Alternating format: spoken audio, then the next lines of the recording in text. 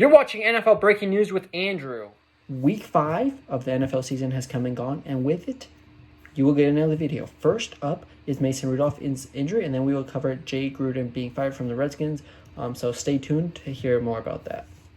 The first topic and breaking news headline of the week was Mason Rudolph going down that I want to get into, and it is not been a good start for Pittsburgh. As some of you know, I'm a big Steelers fan, but it doesn't help when you've lost 2 quarterbacks in the first 5 weeks of the season.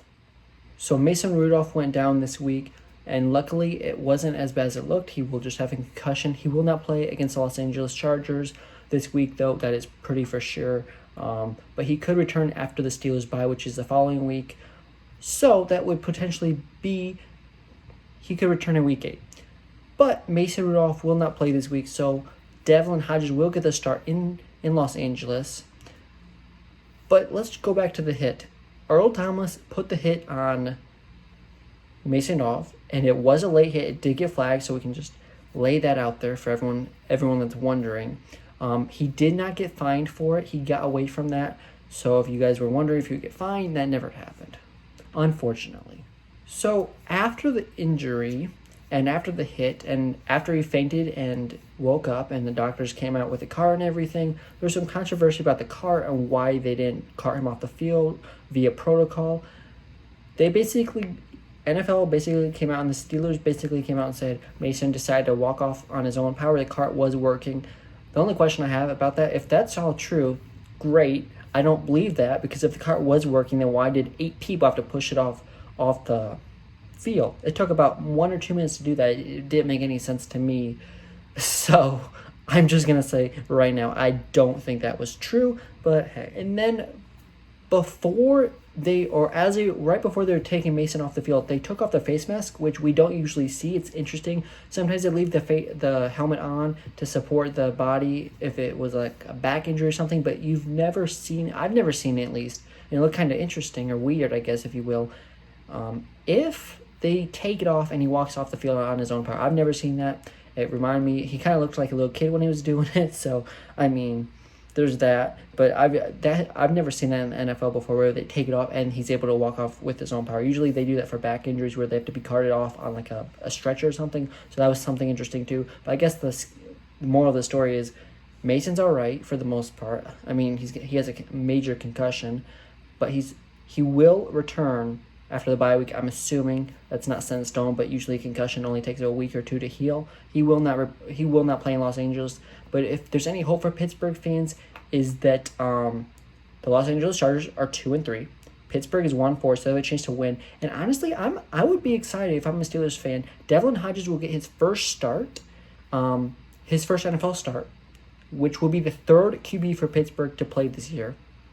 But he is a running quarterback. He plays kind of like Lamar Jackson. He actually did pretty good last week against the Ravens. So, I think Pittsburgh has a good chance to win this game. It'll be a great game. But it'll be a great game because Pittsburgh is not at home this week. So I think it's going to come down to the wire. And if Pittsburgh can pull it out, they're right back in the race for the division. And Devlin might just get his first career win as a Steeler. That'd be something amazing to watch. Now, I'm sure this is what you all have been waiting for if you're a Redskins fan or just a fan of the NFL. Jay Gruden got fired as the Redskins head coach on Monday, hours after they lost to the Patriots in a beatdown, 33-7. They actually scored the first points in that game. It was 7-6 because then the Patriots got a touchdown. Not that it really matters, but then they missed the extra point due to the kicking situation in New England, but they actually got the first points of the game, and then after that they looked horrific. 33-7 was the final score. They did not score after that. Got outscored 33-0 after that initial touchdown. But some possible coaching people, and one that really got my attention was someone that was on the list to be a possible head coach after Jay Gruden was Mike Tomlin. He's currently the head coach of the Pittsburgh Steelers, so even though Pittsburgh is off to a 1-4 start, I can't see Mike Tomlin going there. It's just not going to happen this year. I'm telling you that right now. It's not going to happen. So possible areas Jay Gruden could go after he got fired from the Redskins is, I would say, one that really stands out to me without doing any research would be the Dolphins. They have arguably the worst offense in the NFL. They are arguably, if not convincingly, the worst NFL team right now. Yes, their defense is atrocious, but their offense is atrocious too.